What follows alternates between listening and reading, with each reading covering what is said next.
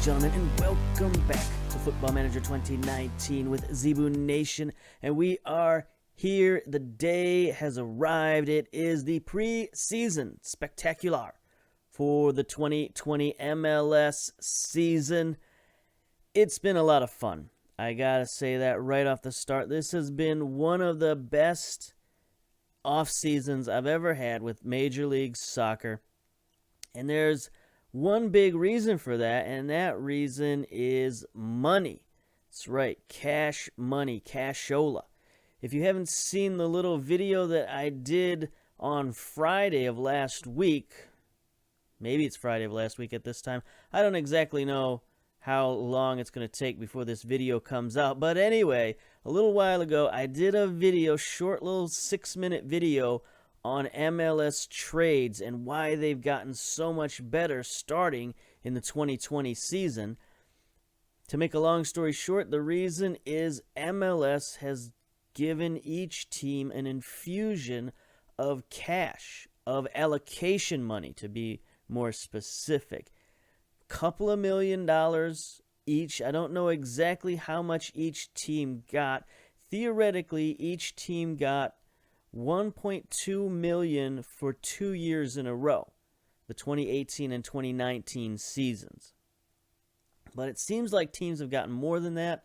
I looked at some of the bylaws in Major League Soccer, and it seemed like teams could get up to as much as $3.8 million if maybe they paid for some of that themselves. So some of the richer teams could have gotten some more allocation money, like I said, up to $3.8 million. Wherever they got that money, it's here, and they've been spending it, and it's been glorious. There's just been, trades and scouting and just all of this stuff. It's everything that you kind of wish the MLS would be in terms of the offseason, just all the trades and the moves and all that stuff. So we're going to look at that in a minute, and of course, we're going to start with finances because that is where it's at in the 2020 season. That is the word of the season, finances. And as you can see, ours are pretty good. We're up to $13 million in the bank, which is double what we had at the end of last season. At the end of last season, we had $6.63 million in the bank. Now we've got 13, as you can see. It's been a very profitable off season. Now we got new transfer budget, new payroll, new scouting budget, as you can see on the right-hand side. But I had to meddle with this. I had to sort of change these numbers around a bit to fit what we're doing this season. So first of all, I had to add some to the scouting budget because we've got a lot of things to scout. We got a lot of prospects to look at. I spent a lot of money early in the season scouting the MLS draft because we had so many draft picks, but that didn't pan out so well because the draft was very poor. But because of that scouting, I knew ahead of time that the draft was very poor, and we got to trade away a lot of our draft picks. And that, of course, was able to get us more resources because we traded those draft picks away for more allocation money, and that was good. But anyway, we had to move some of our transfer budget down to the scouting budget so that I would have some money available to scout all around the world. After I finished scouting the Super Draft, I had to immediately turn around and start scouting for the free agents we were looking at and for the transfers we were looking at. So we went to, Brazil and Germany and the UK and all over the place, and we had to pay for that somehow. And we paid for that with transfer budget. And then we also had a payroll problem. The board basically gave us the same payroll as last year, which wasn't good enough last year, and it wasn't good enough this year. But in this offseason, they started being a little stingier, and they started, sort of denying some transfers, and some of the free agents we were looking at was looking at our payroll and saying, we don't think you have the financial clout to afford us. So I had to, again, sacrifice some transfer budget for the payroll because, honestly, the way we're doing things this year, we don't need a huge transfer budget, and that's mainly because of all the allocation money we got. So let's take a look at all the allocation money we've got. And what this allowed us to do is instead of looking outside of MLS for new players, we could look inside of MLS and get some really good, proven MLS talent, and that's what we were able to do this offseason. So these are some crazy numbers. I've never seen numbers like this before in terms of allocation money. Normally, you have like a tenth of this. You have 250,000 instead of, well, that's not a tenth. But anyway, you have 250,000 instead of 2.5 million. It's just, that infusion of cash has been just groundbreaking in this offseason. And as you can see, that's just how much we have available now. At the start of the season, we have 4.8, and then we brought in another 2.9 million, and then we traded out 5.2 of that. So that's a lot of movement in allocation money. I've never seen numbers like that in the offseason. It's crazy. Targeted allocation is a little more serene there, but it's still a pretty large number. 1.4 million is what we have. We brought in 240,000.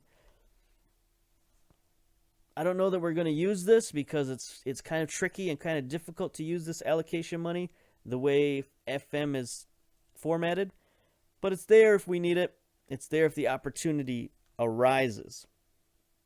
So that's all the money. That's the finances. What did we do with that money? That's the most important thing, right? So, of course, let's get to transfers.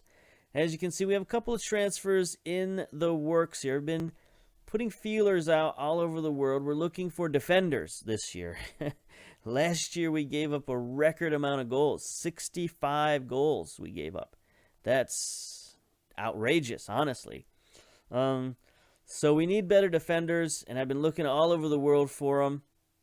We got a guy coming in from Blackpool, central defender Curtis Tilt, 28 years old, Jamaican nationality. We haven't even fully scouted this guy, but I looked at his numbers, and I sort of figured out this guy's going to be pretty good. He's going to be good enough for what we need. He's going to have 14s and 15s where we need him. He's 6'4". He's still 28, so he's still got some tread on the tires. We brought him in for not a lot of money, $750,000. That's going to be all of our transfer budget that we've got left, but this is really sort of the last piece of the puzzle we need right now. And he's going to get a moderate salary, about $247,000. It's a little more than I wanted to pay for him, but we got the money to bring him in, so we're going to do it. We're going to overspend, splurge a little on this guy. Now let's look at our transfer history. It looks pretty normal here, pretty serene at the moment. As you can see, if you missed our Super Draft Spectacular, we had a lot of interesting things going, but number one thing that happened is right at the end of the off season was we picked up this guy, Kasper Przybylko, 26-year-old Polish striker. He's valued at $6 million. We're paying him $88,000 a year. That's basically criminal. We should be getting reported to some labor union somewhere for abuse because this guy is worth way more than that. He's basically a better Fernando Adi. So we're gonna have some roster problems there maybe, but he's on a rotational contract, so he might be able to work him in there as a rotation and then eventually maybe have him replace Adi. We'll see. But the point is we have competition at that position. And we have, if one guy's not playing well, we can bring in the other guy. If somebody gets injured, we're not going to have any drop-off there. So that was a pretty huge signing in the offseason. And even more importantly, we take him away from Atlanta United, who used this guy to crush us last year in the playoffs. So we're going to take that option away from basically our biggest speed bump when it comes to the Eastern Conference. Then we had a couple of draft picks. As I mentioned, the draft wasn't great last year. It was actually one of the worst drafts I've ever seen. There weren't even 150 players. Normally in a draft there's a minimum 150 players. And this year there was only like 90 players. And most of the teams didn't even draft in the fourth round. And half of them didn't even draft in the third round. That's how bad the draft was. So our draft this year wasn't that great. We got Blackman, right back. We needed a right back. He was sort of the best guy available. He's good size and strength and physicality. Good mentals, not great technicals, especially for a first-round pick. but he was kind of the best available. He does have some potential too, even though right now he's not doing too well in training. Wuthian Hembut, he was our last pick, 21-year-old. He's got Thai nationality, which is interesting, but he's from, our favorite hometown team, Lansing United. Striker, we needed a striker. He's got some interesting skills and abilities, teamwork and work rate and free kick taking and finishing a little bit and a little bit of speed and strength and stuff, but again, not very impressive. He's got a little bit of potential. And then Steve Kobian, central defender, another guy who's got a little bit of potential, valued at $975,000, so almost $1 million, but again, not a great first-round pick. In most normal drafts, this guy would be like a second-round pick, and we had to pick him in the first round. So we don't have a lot of hope for these draft picks, at least not this season. But they're on the roster, they're available, and we can use them if necessary. They're not terrible. Now, in terms of guys we let go, some familiar names: Welshman, Duran, Seth Calver's a academy kid we let go. Valencia, another academy kid, same with Shakix. We let go of Dave Romney, who was kind of our utility man last year in defense, but our defense was terrible, so we let him go. Kim Ki-hee was a guy we picked up as just an asset last year, and we traded that asset in for $1.5 million.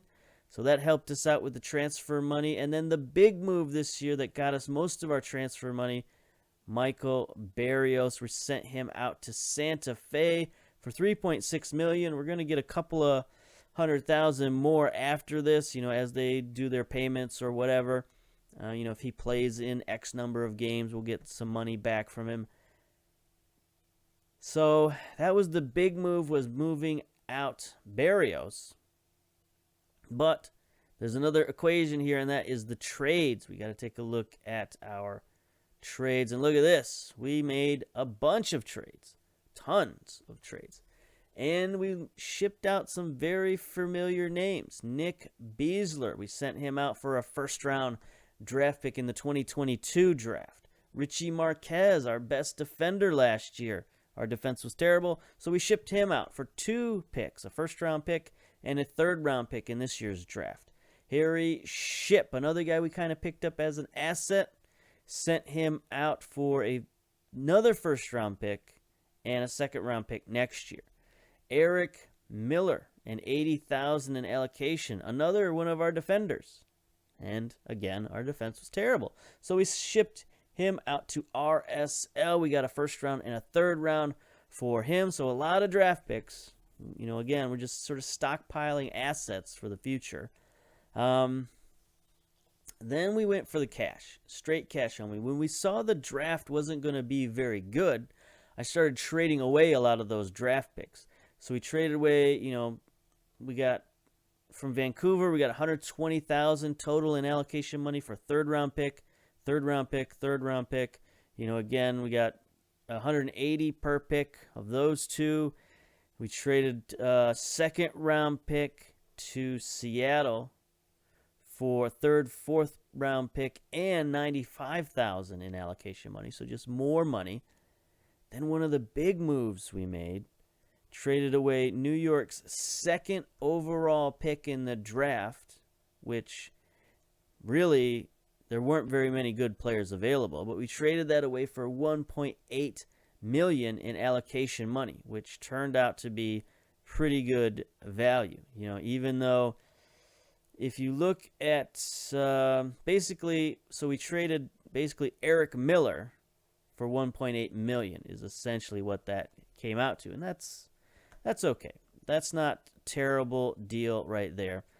Then our huge deal, the thing that I think is really going to make or break this season, DC United traded us Luciano Acosta for 2 first-round picks and $3.8 million in allocation. That's the biggest trade I've ever done, the biggest trade I've ever seen in Major League Soccer. And why did it cost so much? Why was this guy so valuable? Well, let's take a look. He's valued at $5.5 million, which is pretty good, but he was also the MVP of the league last year. Look at this. Landon Donovan, most valuable player for 2019. The supporters player of the year. Best 11. Crazy that we would get the MVP traded to us. And I guess we should look at him, huh? We should look at his abilities. Look at this kid. Only 25 years old. Got him on contract for another year, so we're going to have to re-sign him at some point. But he's got nice speed, really good mentals. He's got some flair, off the ball, vision, technique, very good technicals. He's a very technical player, especially in terms of our midfield, which isn't that great. He's got dribbling, finishing, first touch, and long shots. Look at that, 14 long shots. We take a lot of shots. We're going to let this guy shoot the ball. We're going to give him the green light to put the biscuit in the basket. So hopefully he'll give us even bigger offensive punch and, really be our catalyst offensively. So hoping for big things from Acosta. Then we made another big trade, a second-round pick, third and fourth round picks, and $750,000. We may be overpaid a little bit because we're kind of desperate, for Alan Aguirre, a 26-year-old right back, valued at $1.6 million, but he's got pretty much perfect technicals and physicals for what I want in a fullback. He's got speed, he's got size, he's got jumping reach, tackling machine at 15 tackling, 13 marking, 13 heading, and 14 crossing. So this guy, he can get forward. Also his dribbling and first touch and stuff isn't terrible for a fullback. Good positioning and teamwork. I think this guy's going to really help solidify our defense. That's just my theory. I've been wrong before. We may have overspent for this guy, but I got a good feeling that he's gonna be pretty good. And then Danny Wilson from Colorado for a measly $375,000 in allocation money. And again, throwing around this allocation money is game-changing, because in previous seasons, if I'd spent $750,000 on some guy, that's it. I mean, that's all the allocation money, and we probably would have saved that up over a couple of seasons. But now we're just, we can just throw it out there. It's pocket change. But anyway, we picked up Danny Wilson, central defender, ball-playing defender, 28 years old, so a little older. But again, he's got pretty good physicals. He's got decent size, strength, jumping reach. Not as fast as I would have liked, but his agility and acceleration are still kind of okay. Mentally, he's very good, very determined. This guy can tutor some of our young defenders that we've got out there. He's got some leadership, aggression, composure, which is interesting for a central defender. He might be able to win some of those headers and get some special teams goals for us. That's what I'm hoping for. And then he's got tackling, passing, marking, heading. He's even got some first touch and some technique because he's a ball-playing defender. And we kind of need that by playing the high line. We need a guy who can play that backstop position and distribute the ball. So I think this guy, he might not be the greatest player out there. He's only valued at $1.3 million, but I think he's what we need. So hopefully we've improved the defense, because we're still going to play the same style. I mean, I'm not a smart guy, so we're going to keep playing the same style until I have a better idea, or I feel like doing something different, basically. So we're just going to try to get better players, or players that fit the system better, put it that way. Let's see, what else do we got? Before we get to the schedule, we'll look at the medical center a little bit. Got some injuries. Marky Delgado and Akugo, two big players for us. I mean, they're borderline starters at this point because we've improved the roster, but they're still important players for us. They're still veterans. They're still team leaders. They're still guys we're going to count on this season. They're both injured. Akugo's been out all season. He'll be back in a couple of weeks. Delgado just got injured, so he's going to be out for a few months. And so we're going to have to figure out what to do in the midfield while he is gone. Other than that, we just have a few little aches and pains, but nothing too bad other than those two major injuries. So we've been pretty good in this off season. So let's take a look at the preseason, see where we've come from, where we've gone, all that stuff. Started out strong, Miami FC. Now this database I don't believe has Miami FC in it. as in terms of a team that's going to come into MLS. I don't think the base database is that sophisticated. I could be wrong. But we do have, logo patch for them, so that's good, I guess. But anyway, we beat them 2-0. That was a good game. We beat our rivals, Louisville, 5-0. Played pretty hard against them and really put it on them, I think, in the second half. No, we kind of put it on them in the first half, I guess. 3 goals in the first half. Justin Glad got sent off in 32 minutes, and we still beat them 5-0, so that's pretty good. Had a little bit of problems with our reserve team. 3-3 against Toronto. They lost 1-0 versus Tampa Bay. We drew New England, which I think New England's going to be a pretty good team this year. Let's take a look. Let's watch the goals just to kind of break up the monotony here. I've looked at New England's teams, and they look pretty tough. I think they spent some money this offseason. We'll look at that in the MLS season preview. But here's Acosta. Look at this. This is what we expect this season. Bam! A rocket shot from the semicircle. Please, let's see some of that this season. And then here's New England trying to come back. Rangel with just... I don't know where he got that from, but he just bashed it in. Here's DeVries. We're hoping for a big comeback from DeVries. Delgado, again, another long shot. So we're seeing a lot of long shots go in this year. And then 23 minutes in, so we did a lot of scoring in the first half before we settled down. Keschweder, out wide, sends it across. There's that man Rangel again, just wide open. So it was at that point I decided, let's beef up the defense, because I had thought about going with all youngsters. So here we have Glad, Cobian, one of our draft picks. Richards was in there, Lee, all youngsters, everybody under 22. And after this game playing against New England, seeing their quality and seeing the goals we gave up, I just thought, let's back off on that and go for some veterans. And one of the reasons we need to go for veterans is we have a Champions League coming up. Look at this. Champions League versus Municipal. Now, Municipal isn't that good. They got a lot of grayed out players. We had a team report on these guys, but it seemed to have disappeared. So we'll get another team report. Try this again.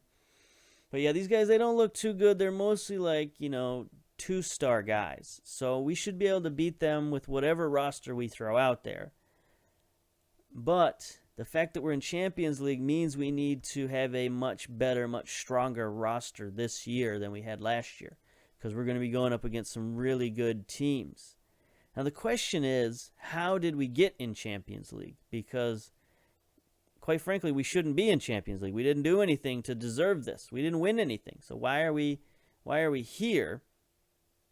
And I think that answer comes from which teams were chosen for MLS. First of all, this is all Atlanta United's fault, because Atlanta United won all the competitions. So they had to go to the tiebreakers in MLS. And I don't think that the game is programmed properly with the tiebreakers. So the way it's supposed to be is whichever team wins the U.S. Open Cup, the MLS Cup, and then the winner of the Eastern Conference and Western Conference regular season. Those are your 4 teams from the United States that go to Champions League. Now, if somebody wins multiple competitions, then it goes to the next best regular season team. So, Atlanta United, they got in as being the U.S. Cup, or being the MLS Cup winner.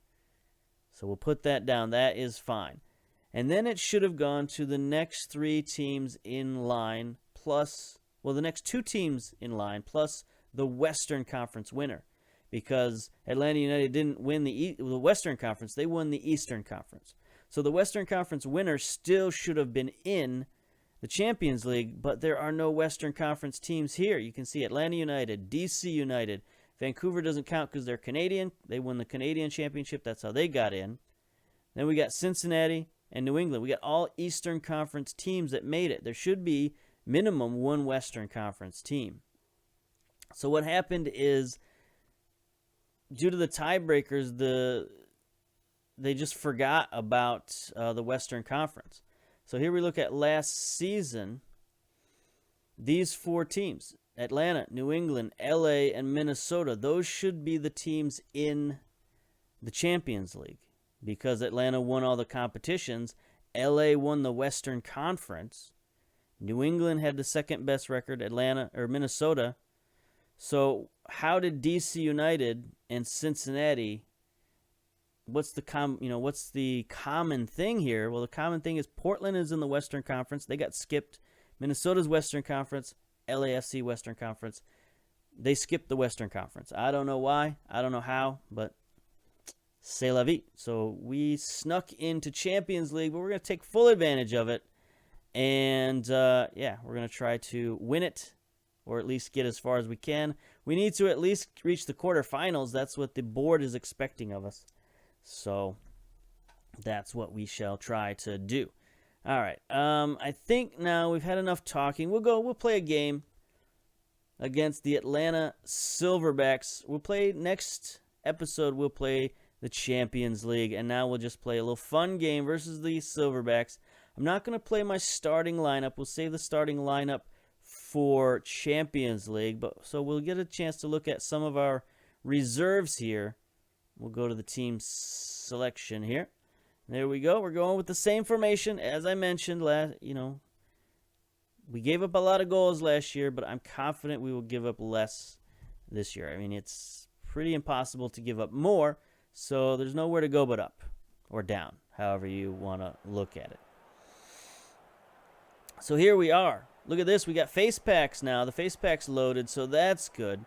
We got Zendejas in goal. He's a guy who still has some potential, so we're going to get him some more playing time. Stevenson, Kobian, Lee, Juarez. Look at that. All regens on the back line. All draft pick guys. Richie Salvador, our talented young midfielder, is going to get in there with Alashe. Wadey, Crispum. Interesting that Crispum is on the second team. Strong, and Hembut, our rookie. So we got a lot of regens, or new gens, or whatever you want to call them. We got a lot of new guys in the lineup. So there we go. We'll get to our dressing room. Hand that over to the assistant. Get to the kickoff. And here we are in Atlanta. This is far from the Mercedes-Benz Arena.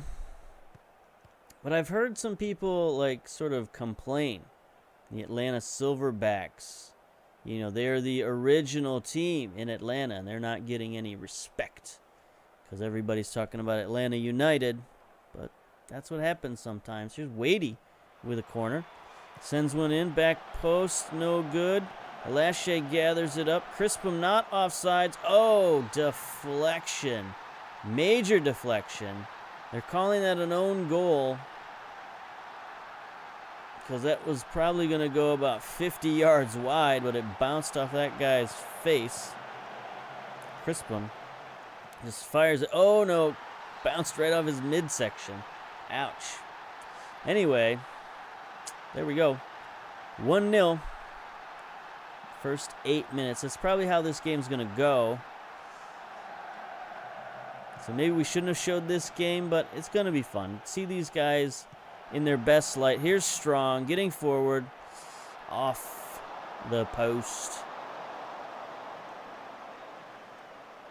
So yeah, it's a new year, new season, new optimism. Definitely feeling good. We have to get over the hump against Atlanta United, or we're just going to be banging our heads against that wall forever. New England, as I said, looks pretty tough. DC, I don't know what they're going to do. I mean, they traded away Acosta to us, but they got a lot of assets in return, including a lot of money. So we'll see what they did with all that money when we look at the MLS preview show. Meanwhile, there we go. Crispum again has it. Salvador, what's he going to do with it? A little tricky pass. They're playing some tight defense. Alashe's open. He's going to shoot it. Goal.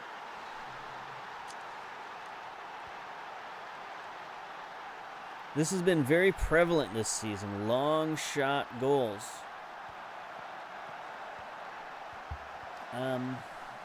Sports Interactive, they must have done some research. And they must have looked and said, you know what? Long shot goals should have a higher percentage than what we're giving them. Because this is the most long goals I've ever seen in a FM. I mean, I haven't been playing for that many versions, but it just seems much more prevalent than in past. And teams taking many more shots. At least we're taking many more shots. Every game, we're just taking tons and tons of shots. Here's Hembut. Sends one in back post to Lee, wide open. Lee gets the rebound and puts it in. That was weird.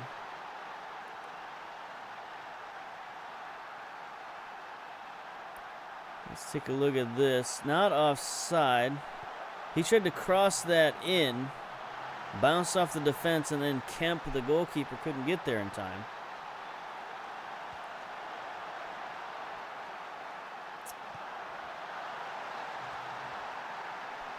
Are they counting the goalkeeper as keeping us onside? Does he count? I guess he was the last man back, but I didn't think he counted. Shows my ignorance of like real soccer rules. Wadey to Crispum.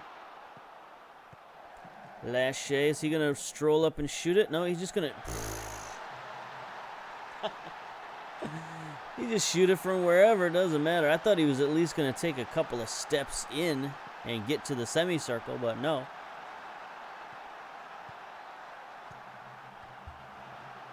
Top of the key. No, not even. I mean, look at that. It's like 30 yards. Ouch. 4-0 first half. That's pretty good. I don't think there's really any like backups we could bring in that would make this any more competitive. Tactics. No. Juarez, Blackman, no. Ketchy, no. Perez maybe at right back or right wing. Yeah, we'll do that. Strong's looking disinterested, so we'll get you out of there. And there we go. Dressing room. Let's go. Pep talk. Sure, why not? All right. Torrential rain here in Atlanta. It's not good.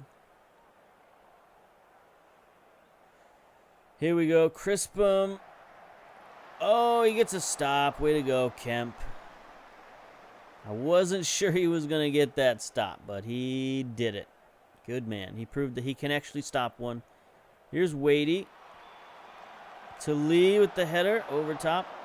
Wadey's an interesting guy. I wanted to take a look at him. He had a good season last year out on loan, so I want to see him play some more this year. Our roster is shaping up to be interesting. Here's Perez. Going to take a shot. Yep. Deflection goal. So I don't think we're going to have to make too many moves on deadline day. We might have to drop one or two guys.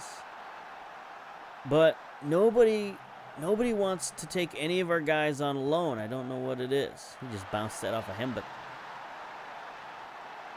it's very strange. FM18 loan teams are very stingy this year. I don't know what it is.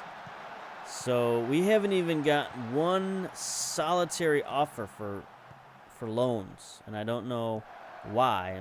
I'm offering the guys out for free. It's like, here you go, take some free players. There's a Crispin with another goal. We could probably take our guys off attack, don't you think? I mean, that might be a good idea. Let's drop them back. Confirm those changes. That might be a good idea. Perez is now disinterested. We traded one disinterested guy for another. What's so disinteresting about right wing? I thought that would be a fairly intense position, but maybe not.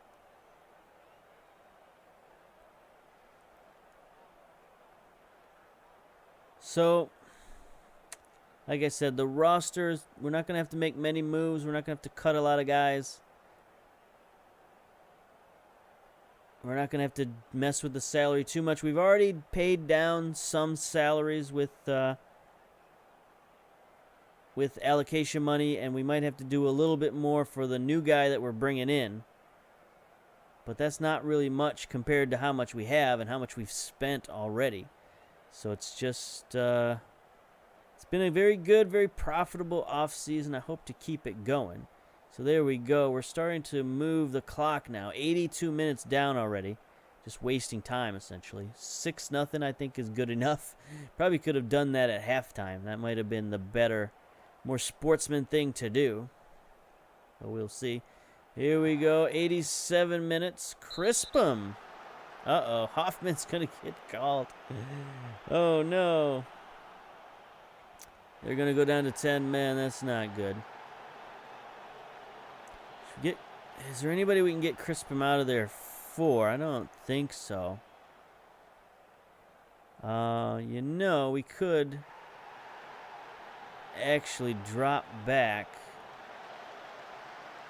to this and bring in Philippe for Crispum.